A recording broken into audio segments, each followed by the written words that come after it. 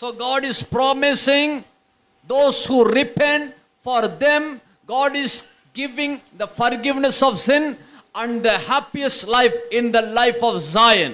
இந்த கிருபையான அழைப்பின் காலத்தை அற்பமாய் எண்ணி அவர்கள் ரட்சிப்பின் வாழ்க்கையை இழந்து விடுவார்கள் என்றால் அவர்களை நியாயந்தீர்த்து மிகுந்த உபத்திரத்திலே தள்ளுவேன் என்று சொல்லி 22ஆம் வசனத்தில் வாசிக்க முடிகிறது. Also in 22nd verse we can understand those who avoid this voice of love and reject the voice of God and do not repent, for them God will throw them out into the eternal fire.